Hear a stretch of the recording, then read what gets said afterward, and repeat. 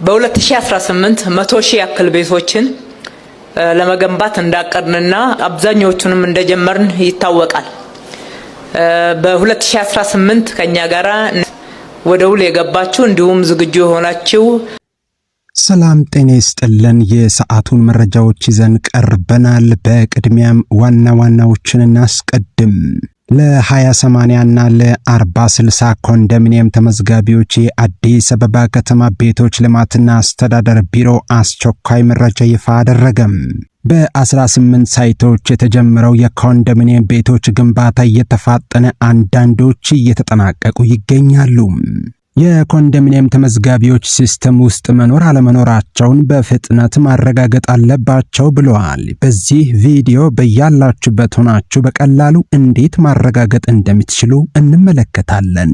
ከሐሙስ ጥር 7 ቀን 2018 ዓመተ ምህረት ጀምሮ በርካቶች በባምቢስ በሚገኘው የቤቶች አስተዳደር ቢሮ በመሄድ አክቲቭ መሆን አለመሆናቸውን ለማየት እየሞከሩ ነው።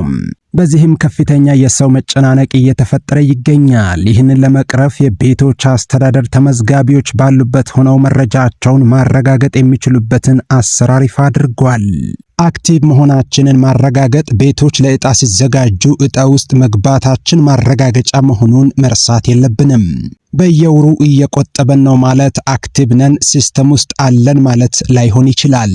ታዲያ በያላችሁበት ሆናችሁ እንዴት ማረጋገጥ እንደምትችሉ ቀላልና ግልጽ በሆነ መንገድ እንመለከታለን። ከናንተ የሚጠበቀው ኮንዶሚኒየም የምትቆጥቡትን የባንክ አካውንታችሁን ማዘጋጀት ብቻ ነው። እስከ መጨረሻው አብራችሁን ቆዩ። ለዚህ ቻናል አዲስ ከሆናችሁ ሰብስክራይብ በማድረግ መሰል መረጃዎችን በፍጥነት ማግኘት ትችላላችሁ።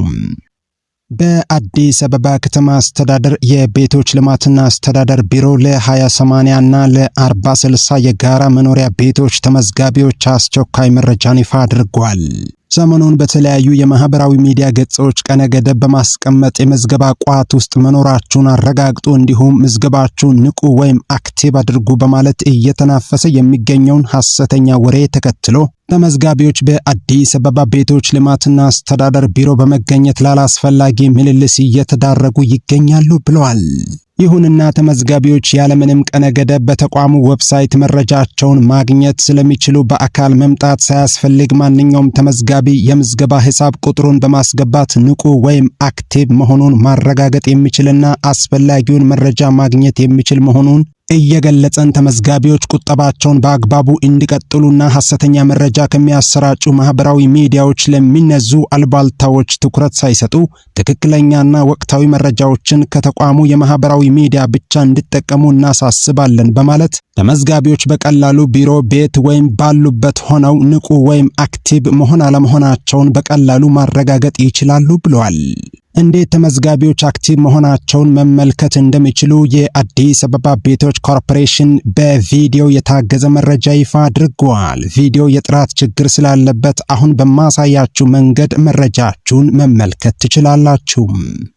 በቀላሉ ሰርች ማድረጊያ ብራውዘር ላይ ጉግል ላይ ወይም ክሮም ላይ ወይም እናንተ የምትጠቀሙት ብራውዘር ላይ በመሄድ ሰርች ማድረጊያው ላይ DAB.ET ብላችሁ ሰርች ማድረግ። ልክ በዚህ መንገድ ሲመጣላችሁ የቁጠባ ሁኔታን ያረጋግጡ የሚለውን እንነካለን። ከዛ በቀላሉ ይሄው የጋራ መኖሪያ ቤት ተመዝጋቢዎች የምዝገባ መረጃ መከታተያ ይላል። የሂሳብ ቁጥሩን ያስገቡ የሚለው ላይ የሂሳብ ቁጥራችንን እናስገባለን 1000 እንዲህ ካስገባን በኋላ አስገባ የሚለውን እንጫናለን። በዚህ መንገድ በቀላሉ መረጃችሁን ማግኘት ትችላላችሁ። መረጃው በተሳካ ሁኔታ ተረጋግጧል ይላል። አካውንት ቁጥራችሁ፣ ስማችሁ፣ ጾታ፣ 20/80 ወይስ 40/60 የሚለው የተመዝጋቢ ሁኔታ ንቁ ወይስ አይደለም የሚለውና የሥራ ሁኔታ የግል ወይም የመንግስት የሚለው እንዲሁ በመጨረሻ ላይ ይቀመጣል ማለት ነው። በዚህ መንገድ አክቲቭ መሆን አለመሆናችሁን በቀላሉ ማወቅና መመልከት ትችላላችሁ። ይህ በእንዲህ እንዳለ በተለያዩ ሳይቶች የተጀመሩ የመኖሪያ ቤቶች ግንባታ እየተፋጠነ መሆኑን የቤቶች ኮርፖሬሽን ይፋ አድርጓል።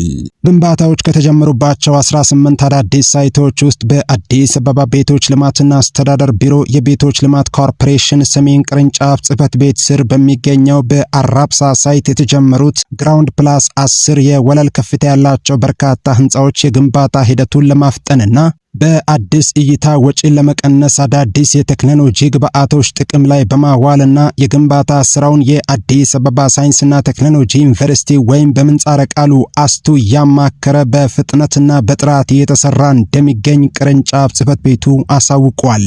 ቅርንጫፍ ጽሕፈት ቤቱ አያይዞ ግንባታው በተቀመጠው የጊዜ ሰሌዳ ለማጠናቀቅ በ24/7 የሥራ ባህል በፈረቃ እየተሰራ እንደሚገኝ ገልጿል። የአዲስ አበባ ከተማ አስተዳደር ከንቲባ ወይዘሮ አዳነች አቤቤ ኮንዶሚኒየም ተመዝጋቢዎችን ጨምሮ ቤት ፈላጊዎች በ5 አማራጮች የቤት ባለቤት መሆን ይችላሉ ማለታቸው ይታወሳል። 5 የቤት አቅርቦትን የምንጨምርበት አማራጭ ብለን ያዘጋጀነውና በሕግ ደግፈን ወደ ተግባር የገባንባቸው የመጀመሪያው መሬት ያላቸው ዜጎች ገንዘብ ግን የሌላቸው የፋይናንስ እጥረት ያለባቸው ገንዘብ ካለው አልሚ ጋራ በአጋርነት እንዲያለሙ የቤት አቅርቦት ችግር እንዲፈታ እንዲሁም የበለጠ ውጤታማ የሚሆኑበት አግባብም ተዘርግቷል። የጋራ መኖሪያ ቤቶች ናቸው። ከዚህ በፊትም ተጀምረው ሲሰሩባቸው የቆዩ ናቸው።